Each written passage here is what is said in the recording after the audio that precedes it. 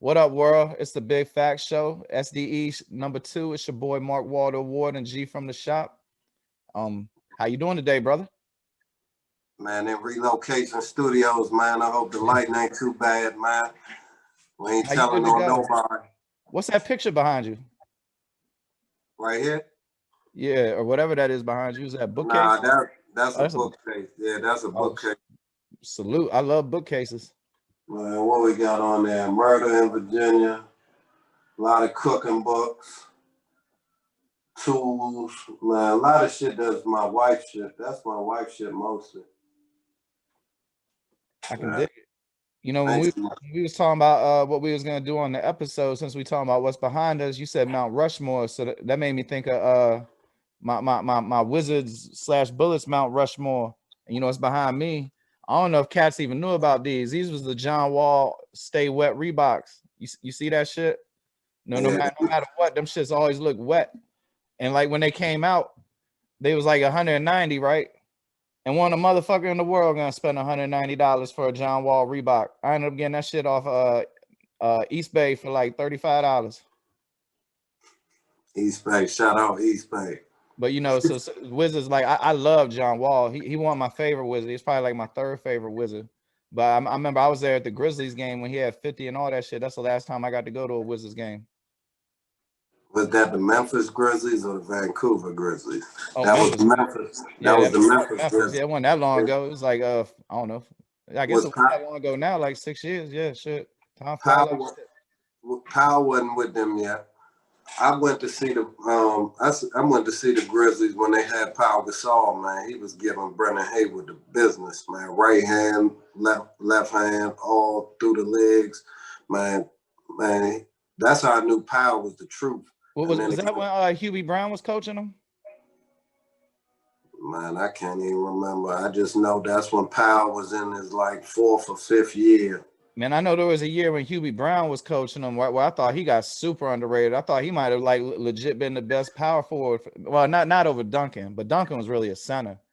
But it was one year I didn't think he got the accolades he deserved because, like you said, I remember he was cooking the shit out the Wizards. But you know, good teams too. Well, I guess the Wizards was in the playoffs at the time. But yeah. You got a Mount Rushmore for the Wizards Bullets, or you never made one because you a Bulls man? Oh no, I'm definitely a Bulls fan for life, but watching the Wizards Bullets definitely gotta have a top 4. And shit, you gotta put, you know, I'm gonna be biased and put Mike definitely in there because but if you put Mike in, you gotta knock out Elvin Hayes or Phil Chenier. No, I ain't. I'll knock out 4 or 5. Shout out to Phil Chenier. 4 or 5 is the truth, but I'll knock out Phil Chenier for Mike because. So then who's the other 3? You got to put Big E, Elvin Hayes, Wes Unseld because he was the MVP and the Rookie of the Year, and one chip, and rest in peace. You know what I'm saying? Then see, then it's really John Wall or Gilbert Arenas. See, no, it ain't because I'm gonna be stupid. Bernard King. Because no, BK, shout out BK, but his back and his knees and everything was broke by the time he got here, and he still was a walking. So who you got? You killing me? Who you got? When they was in Baltimore, supposedly they traded like for a washing machine or something, man. I don't know what the fuck they was doing, but Black Jesus, Earl the Pearl Monroe, man. I mean, I can't argue with that. Mine's vastly different though. I got Gilbert Arenas because at one point he was in the top 5 players of the league. The only Wizard I've seen in my life, with my eyes, it was ever a top 5 player in the league. You know, that gun shit overrated how good he was, and all them game-winning shots, the excitement. I mean, I was watching that shit where he made that jump over Kurt Heinrich. Man, I got like 5 pictures of that in my house. Then I gotta go John Wall just because he led us to a playoff victory. You know, in my lifetime, how many Wizards can say that? I would consider C. Webb and Jordan, but the tenure wouldn't be long enough. So, go ahead. That's why you gotta put Jordan in because I was here. I've always been here, but the fact is that when Mike was with the Bulls, I never could afford a ticket to go see the Bulls. I never could get in the building. You know what I'm saying? But when he came to the Wizards, I got 2 tickets. I went twice. He had 17 the first time, but I was just happy to see Mike in person. How much you have the second time? Man, that Bama went off for 37. Man, I got goosebumps all over. Like, it was like, you know, seeing what you always grew up on. And that was worth it for me, just giving me the chance to see that in my hometown. Michael Jordan, man, the GOAT, man. I mean, Earl Monroe's a strong pick, but you know, I ain't really see him or Elvin Hayes play. You know what I mean? And like when you go back, like you know, I don't know, it's this shit called Book of Basketball podcast, and they was talking about Rick Barry and how good he was. So I went back and looked at Rick Barry highlights, and Rick Barry couldn't play in Forest Heights in 1994. You know what I mean? You know, yeah. Please, Mark. Please don't do that, Mark, because there's levels to it. But my father, that's why I put Earl Monroe on there, because he's the reason my father wanted to play basketball.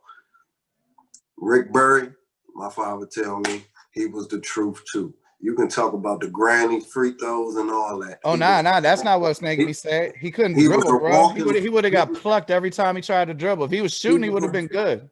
He was a walking bucket, Mark. Yeah. But so the shit evolved. But you ain't about it evolved way past Rick Barry. No, but you ain't about to tell me Rick Barry couldn't play like around the way. Like Rick Barry would have came around there and gave us straight buckets. You know what I'm talking about? And I mean, there might be a little hyperbole there, but no. The thing is, I was surprised. I didn't put it like this. I was surprised at how weak his handle was. Like the fundamentals was lacking to me for somebody that's like an all timer, you know. And I've seen people say at the same time, Larry Bird wouldn't be able to survive in today's NBA. See, I think Larry Bird is way better than Rick Barry. Exactly. And see, my thing is Larry Bird has always been in my top 5, but Rick Barry is a top 50 of all time player. Oh yeah, I agree with that for sure. So you can't disrespect just off of the speed and the athleticism. You're gonna be like, damn, he wouldn't survive today. But the whole time back then, he was a walking bucket, and we ain't gonna undermine that. So. Well, you know, funnily though, actually, he was super fast early in his career, and then he had a string of injuries. You know, back then when you had knee injuries and shit, you ain't come back as much, so he developed his jumper. But early in his career, he used to get by off burning banners. Like he had a fast ass first step. You know, his second year, he averaged 36 points in the NBA. Man, you ain't gonna look. I ain't know all that shit. You went up on me there. Walking bucket. And had a string of sons that had serviceable careers, man. You know what I'm saying? Won a dunk contest. So another dude that I put on honorable mention bullets / Wizards is Bobby Dangerous. See, I know the name, I know the legacy, but I ain't really see too much of that, you know. Nah, see, the legacy is I ain't have a dad like you to be telling me about that shit. You know what I'm saying? My dad didn't give a fuck about basketball. if they hadn't got Bobby D, they wouldn't have won the championship that year. And that's 3 years before I was even born. But that's just me knowing they acquired Bobby D, and that took him over the hump. At the same time, Phil Chenier, like you said, 4 or 5, he was hurt. He was hurt the year they won the championship. You know what I'm saying? So I gotta shout out Bobby Dangerous. He need to be in the Hall of Fame also, man. Yeah, he do, especially if you count what he did in college. But look, I'm about to test you, because I'm not gonna lie to you. You know more about DC basketball than anybody I've ever spoke to, right? And since we talking about Rick Barry, when I heard the thing, it said that he was drafted number 2. So I went to look up who was drafted number 1 in 1965, and it was a dude from DC, played for Woodson. I don't know if he was white or black, because you know it's like mad long ago. His name was Fred Hetzel from Davidson College, drafted number 1 in the NBA in 1965 from DC. Oh, he's a white dude. Yeah, he's definitely a white dude. From DC, he played for Woodrow Wilson. And I was just curious, have you ever heard of him? No. Me neither, dog. I can't believe there's a dude from DC that was drafted #1 that neither one of us ever heard of. Nah, back then there was a lot of people coming out of Wilson. Wilson had a long line of people. Fred Wetzel, though, drafted #1 in the NBA, 1965. That's crazy. No, man, it's in the water, man. It's in the water, man. DC, Maryland, Virginia, man. We don't produce nothing but athletes, but back then, yeah, I ain't never heard of him. Shout out, you know, as long as he ain't racist. Yeah, word, no bullshit. Yeah. Man, yeah, you know, you never know. Shit, I mean, I don't think he, you know, that documentary was good, but if it had been, I remember you said something about you wish it had been longer. The In the Water documentary, because you know, if they went back, I would like to see Dave Bing get some shine. You know, there's some legendary people from DC that I don't even think is too much associated with the district. No, definitely. It should have been. It was like 59 minutes or an hour. You know what I'm saying? Definitely could have been an hour and a half. I wouldn't have overdid it with 2 hours. Hour and a half, hour 45 minutes, because you could have shouted out Dave Bang, like you said, Elgin Bayless, Spingarn Finest, you know, dudes like that. You got Fred Premise out of there. You know, you got David Butler that played on that UNLV team that nobody really talk about. He came out of Coolidge. That played with Larry Johnson and them out of UNLV. Right, Anderson Hunt, Greg Anthony. I remember that one. David Butler was a junior college All-American coming into UNLV. You know what I'm saying? You got Mike Smith went to Providence, came out, went to Sacramento Kings. Man, it ain't nothing but a long line of dudes, man. You can just keep naming them. Dudes that ain't make it, man. That some of the dudes, the best dudes out of DC that I seen. Page. Say it again. Victor Page. Oh, that was my hero. Yeah. That was bro. My hero. You know he went to Oxon Hill for like 2 months, right? He from Oxon. He came out of Oxon Hill Boys and Girls Club too. Yeah. Shout out Howard Hill, Coach Howard Hill, Victor Page. Oh yeah, Coach Hill. I remember Coach Hill. Yeah, Victor Page. That we still praying for Vic. Vic was one of the best I ever seen come from around here. That ain't making. You got Omar Weaver. Omar Weaver out of Coolers. Kurt Smith. See, Kurt, I say he made it because he's a legend around here. It's like he made it. You know, he made it. I thought you meant like he didn't make it to the NBA. But he made it to an NBA trial and everything. And me and Kurt ain't friends, but every time I see Kurt, I acknowledge Kurt as, you know, that's a legend that I grew up on. I seen him play down the Herbo, make a dude do a split. They had to call an ambulance on him. You know what I'm saying? Oh yeah, his handle is insanity. Greg Jones, West Virginia finest. You know what I'm saying? Do you remember Damian Owens from Oxon Hill who played for West Virginia? No. He was like class of '94. Nah, you guys. I was 12, so no. Yeah, he played in West Virginia for 4 years though. Started. Nah, and West Virginians kept coming out here to get people because, like Greg Jones, Daryl Prue, he's T.C. Williams head coach right now. I used to play against him at Doc's Gym every Sunday when I was in high school. He was playing overseas. West Virginia finest all met up coming out of Dunbar. You know what I'm saying? And man, I used to go up Doc's Gym some, and like you said, Sham God last episode, you said Providence. When Sham God was with the Bullets, up Doc's Gym every Sunday from 10, it would be like from 10 to like 6 in the evening, open gym, full court games, straight to 7, only invite. And Sham God was up there a couple weekends, got to play against him. You know, Joe Forte was up there every day. Man, was he doing shit that he wouldn't do in the NBA games? Who, Sham God? No, he could straight play. Huh? No, I'm saying like you know, like the coach might have reined him in, like he might have been doing some more fancy shit. No. See that because you know I seen him play up the Rucker, or it might not have been the Rucker, it might have been the Kingdom, and bro, he was doing some shit I ain't never seen him do in college or nothing. Yeah, see that, but that's for the crowd, you know what I'm saying? Yeah. But on the court, he straight He bullets. good, yeah. Nah, yeah. He wasn't just like shaking a bam and stepping back. He was going the hole and doing his thing. Look, he was a bucket. He was a bucket. He was a dime magazine piece all the time. You know what I'm saying? He had Pat. He wasn't plucking him. He could strap in the open gym. You know, and people went at him like he was a regular dude too. And I didn't. I was playing against him. I ain't had to check him, and I got a couple little buckets, so I was satisfied that I just got a couple buckets when it was against Sham Gun and them team. That's how I was at like 16. You know, I was 16. You know. What you think of Rod Strickland handle?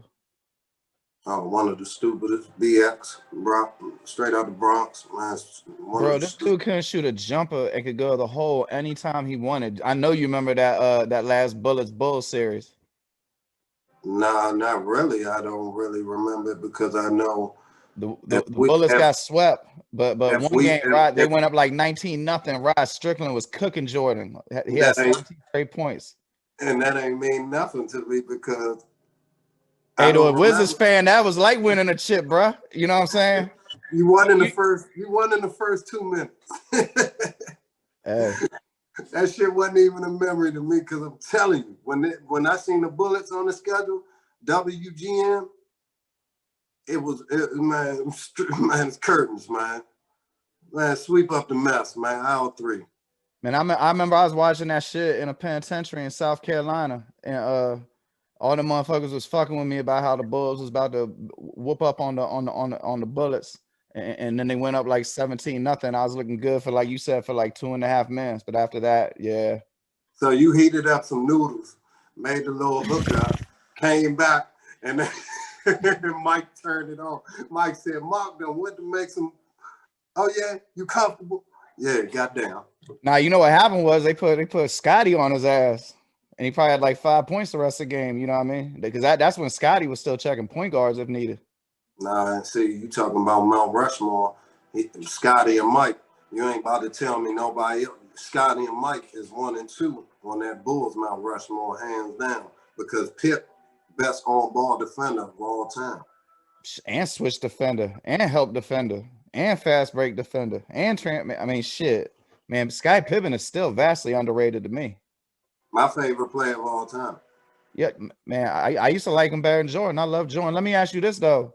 Do you think they're the best 1-2 combination in the history of the NBA? Like, one competition would be Shaq and Kobe, but I'd rather have Jordan and Pippen because at least they got along. No, and see, it don't matter if you get along, and it doesn't matter if you win or lose. But it matters if you get along and you get 6, or if you don't get along and you get 3. No, but see, you got to remember he was forced out. He should have been got eight in a row, honestly. But Shaq and Kobe. I don't know, bro. I think Houston would have beat him in '94. They lost to him both times. Y'all can watch some games on YouTube. The Bulls couldn't handle Hakeem in '94. '94, Hakeem would have been the only problem. We would have figured it out, and we would have compensated. And Vernon Maxwell and Kenny Smith would have been dog food. Oh yeah. Young Robert Horry would have had something to say, as would have Otis Thorpe.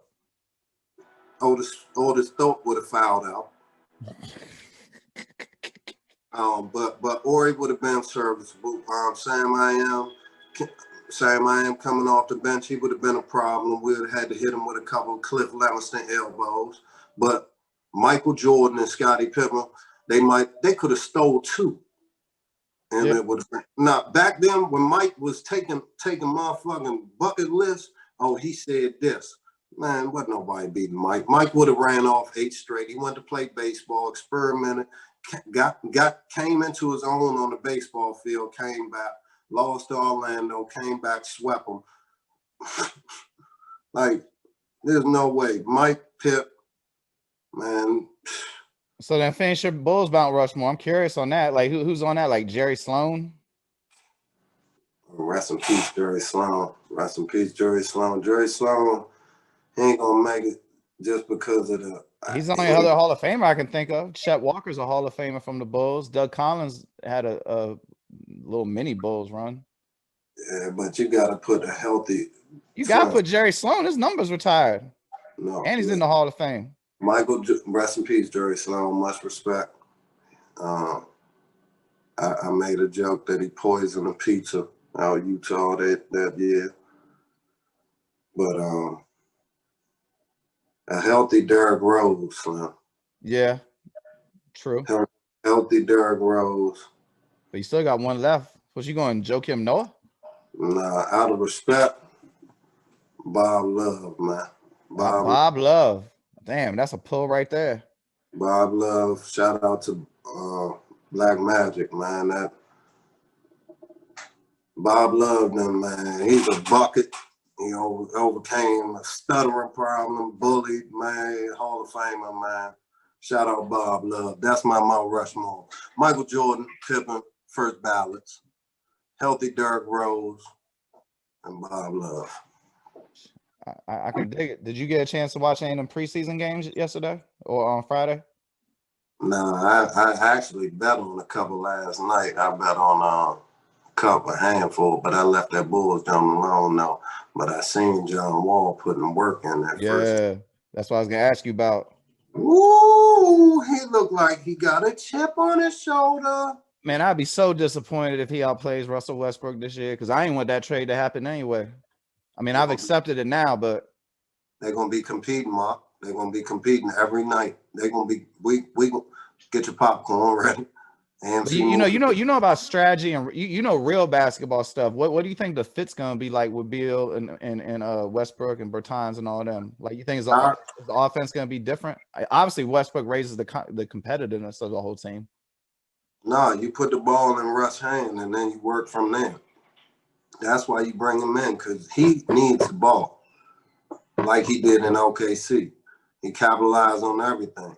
So you don't think Brad Beal gonna get Matt upset at having to take you like if his usage rate goes down too much? You think he's gonna be problematic? Because I think it's getting overrated about how him being unhappy and all that shit. He seemed like a pretty solid dude to me compared to like some other cats that be, And shit.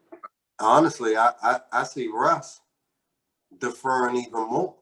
I see Russ going out here and being cool with averaging 16, 17 points a game and trying to average 13, 14 assists.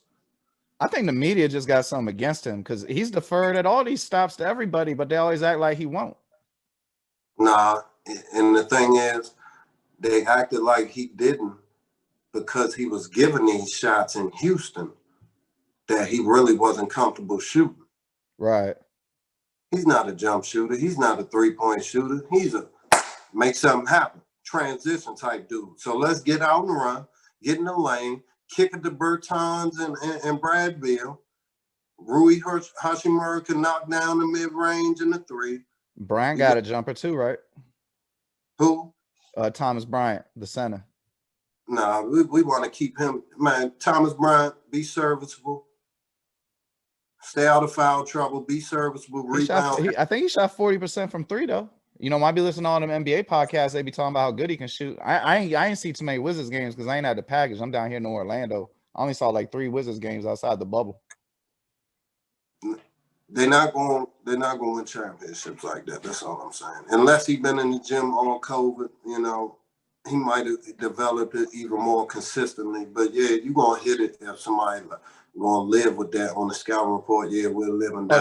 That's why I'm asking you, bro, because the shit you hear people on sportscasters saying ain't nowhere near always how it is, No, but you ain't looking for Thomas Bryant to give you 20 and 10 any given night anyway. You know what I'm saying? But you just want that spacing, that toughness, that team rebounding that Russ bring to. Because, he averaged a triple-double damn 3 years in a row. Right. Like, you're going to collapse the lane, and then we're going to get out and run. And we're going to see something more exciting, too. Hopefully, both of them can stay healthy because both of them got the damn durability issues. So, we're going to see. How your Bulls looking? Like some cold garbage. I don't know. We got punished the other night. But as long as Zach, Kobe White. I like Kobe White. I didn't. Really? Yeah, I didn't. He ain't Kobe. I mean, that's true. Yeah, I mean, who is though? But I don't like Zach LaVine. I don't fuck with Zach LaVine. I feel like he's a losing ball player. But we probably disagree on a lot of shit because I don't think Carmelo. I think Carmelo Anthony's the most overrated player ever.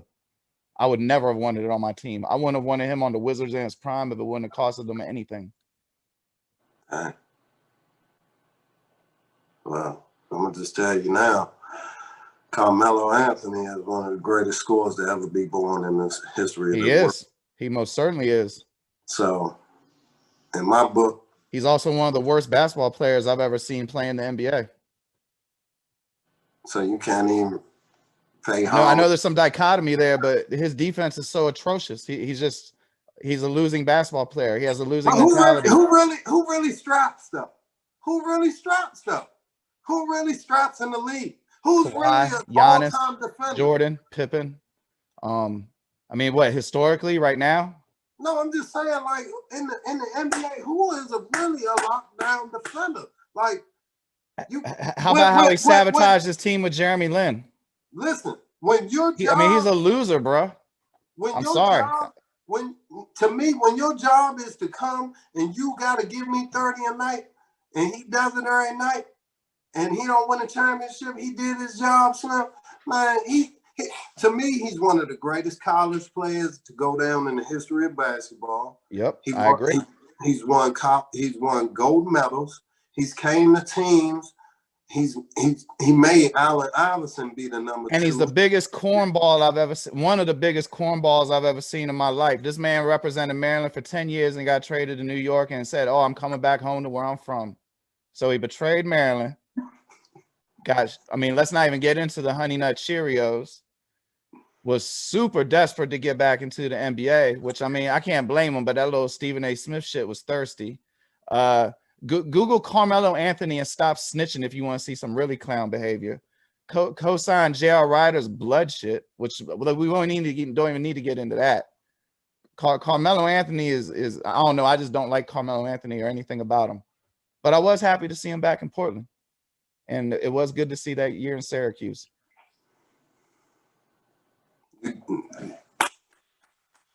Drink time. Shout out Drink Time. Hey, Slim. Carmelo is a bucket. Carmelo was hired to wake up on the wrong side of the bed and give you 25 points. Don't be mad because he got peoples in New York. He got peoples in Baltimore. You know what I'm saying? Like, my thing is, he won on and off the court for the simple fact he was getting paid $22 million to sit at home. And he got the ugliest pair of Jordans that ever got released. I ain't never seen nobody buy no Carmelo Anthony Jordans. Or if they did, they was like some Kohl's looking shit. Yeah, that's like them CP3s, you know, but we ain't even gonna get into that neither. For the simple fact is, we talking about Melo as a bucket. And Melo is one. But what about as a winner? It don't matter. We talking about basketball. Winning do matter. How does winning not matter? Everybody can't win.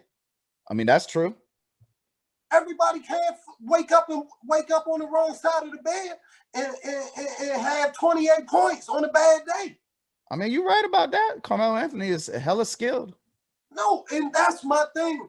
Charles Barkley ain't never win. We ain't chewing him out. Shit, Charles. I mean, he could have won if he got in shape. He chose not to win, just like Carmelo Anthony chose not. And you know, I ain't gonna lie, bro. I have less respect for Bama's that don't be in shape. And Carmelo Anthony was always chubby. No, Melo is a bucket, man. And then, like, everybody can't win, Mark. I mean, I agree, but I like people who try so hard that they stay in shape, you know? If KG ain't go to the Celtics with Ray Allen and Jesus Shuttlesworth, he would have never won. If Garnett went to the Spurs instead of Tim Duncan, Garnett wins 5 championships. That is an excellent fucking point right there. It's situational. So let me ask you this though: if Chris Webber goes to the Spurs, how many championships do they win? 1, 2. He gonna get in his feelings. He gonna it's the Michigan thing gonna pop up, and then he gonna get in his feelings and then want to trade because him and Jalen got the beef like they did. You know, now he want a reunion. And Webber borderline Hall of Fame. If he had won one, he would have already been in there. If it come from high school and college, he's a first ballot Hall of Fame and one of the greatest, dangerous college players I ever seen. Yeah, except at the last 10 seconds of a national championship game. But yeah. Nah, and I ain't trying to hate. I was excited as fuck when Webber came to the Bullets. I was super excited. That hurt my heart so bad because I wanted them to win so much. I was recording it. Oh my God. That hurt, man. I was recording that joint on VHS, baby. Hey, but God, feel good for you to see that you saw how Jalen Rose used to kind of get outcasted and picked upon. Remember, they was doing the crack out shit at Iowa and everything. To see him come this full circle to be this respected, emulated, opening schools figure. Like Jalen Rose might be my favorite athlete ever, just off that fact. No, I loved all of them because that's one of the reasons I'm a Michigan fan to this day. Desmond Howard doing the Heisman pose in '91. Yeah, I remember that. And then Fab Five coming in there. You got to imagine I was 9, 10 years old. And that the Heisman house, and then the Fab Five came in, Jimmy King, Ray Jackson, Juwan Howard, Jalen Rose, and Chris Webber with Steve Fisher coaching. Man, Rob Pelinka coming off the bench. Eric Riley and Rob Pelinka coming off the bench. Rob Pelinka was with the first championship team when they had Glenn Rice in them. He was a freshman. What you say the center's name was? There's coming Eric Riley. Yeah, big Eric Riley. Yeah, he made it to the NBA. Vasco made it to the NBA for like 2 years, didn't he?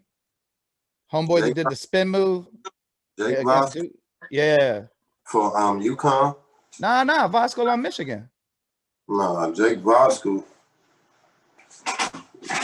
Nah. Yeah, there was a Vasco on Michigan. He did a dope ass spin move in the Duke game, the Duke title game. You thinking about UConn? Maybe they brothers, bro. They might be like the Plumleys and shit. Nah, Jake Vasco played for UConn. See, I don't remember if his name was Jake. I just remember his name was Vasco. I know Jake Vasco played for UConn. He did the little bullshit, ugly ass spin move finish. Do you remember Rob Pelinka as a player? Because he don't really. Yeah, he used to hit threes.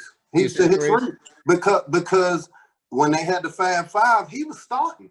He was starting at first, and when they did finally go to the Fab Five starting, he lost his spot to Ray Jackson, right? Huh? Ray Jackson was the last one to start, right? Yeah. I remember all that, bro. I love that era. That was my shit. Ray Jackson and Jimmy King was the last to start. And you still watch college basketball? What? That's when I started. I stopped. I quit. After Maryland left the ACC, no more ACC turn. Man, that shit just got bullshit to me. Yeah. No, that's my favorite sport. Really, college football, college basketball, like a tie. You know what I'm saying?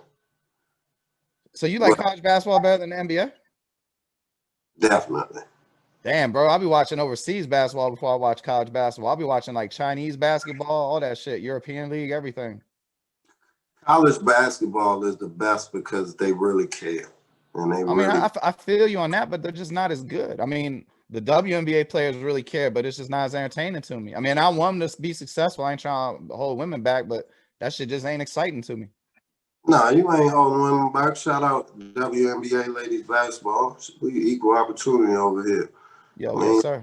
We ain't hating no community over here. I still don't be watching. I watch mad UFC. No, but I understand what you're saying because you want that pop. You know what I'm saying? You used to that pop. You know what I'm saying? But it's some great girls, ladies, women's. Oh yeah.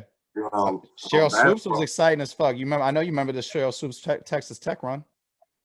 I remember dudes pressed to order the Cheryl Swoops out the East Bay. Yeah, damn, that's a good one. I mean, yeah, I got respect for Madam Diana Taurasi. You wear size 12, you got order size 14. That's what's up though. Shit, I bet you them shits probably cost a grip on eBay right now. Oh, so they out here. You know what I'm saying? They out here. Man, you know what I can never find? I want to find the bubble posits. You know, the jumps that have the big bubbles on the side. And the Oh, you talking about the flight posits with the little reflector jumps? Yeah, and they had the big hexagon bubbles, yeah. And then they made like some platinum versions and some gold versions too. But I want the original black jumps. The black with the blue and the silver. Yeah. Yeah, I got some of them at my job. They did. Man, every now and then I find a pair for like $700, but that's too much. And then I wish they retro the Randy Moss Super Freaks. You remember them Jones? There's some Jordans. And the 84 on the back. Yeah. Man, I wish they put those out. I remember this dude in my school had the Minnesota jump, had the Minnesota Vikings jersey with them jumps, man, because you know they had a little purple on them. Man, maybe one day though. But shit, you still doing the G from the shop, Jones? Man, I ain't got no time, man. Like I said, man, just to meet up for here with the quick relocation up here with a good signal at. I've been on the run since damn 9 this morning, man. G had the little workouts for football. That shit ran over another hour. Was supposed to get in the gym and get him some shots up. I ain't make it to that. And I had to go meet up with an old coach of mine, exchange some material, you know what I'm saying? And then come get some food. Shout out Legacy Curry out, man, out Fort Washington. Got the good Hennessy wings, Legacy wings and the cheesesteak. Came back to the house and about to go back downstairs after we done politicking, you know what I'm saying, and watch these good Redskins. I was shit. Let me let you get out of here on this end, because there was one thing I wanted to ask you. Speaking of Lil G, you know, you said Coach Hill and everything, so it's safe to say you probably seen about like at least 30 years of Oxon Hill basketball, youth basketball. Well, what's the talent level like now compared to them? Are they noticeably better? Like is a longer range on Bama's jumpers? I mean, I don't know. You tell me. No, they definitely way more skilled than we was coming up, but we was way tougher. But you know that come with what's out here in the world, man. They got so much stuff to consume out here. It's easy to get sidetracked with the video games, Yeah, the little social media, all this and that. You know, along with the same distractions like the young ladies, the girls, but talent level is way more supreme than what we was, Mark. But we was cut from another cloth and we would have chewed them up. But shout out to all of them, you know, because they would have cooked us on a certain day too, you know. So shout out to both generations. Damn old phone going on battery low, you know. I ain't trying to make this jump down when we still trying to wrap up the show, you know what I'm saying? But talent level is definitely supreme because everybody training nowadays more and more. got you. Well, shit, let's get out of here before that phone die, man. Thanks for your time, brother. I appreciate it. And this has been S.D.E. We'll see y'all next week. For sure. All right, man. Peace.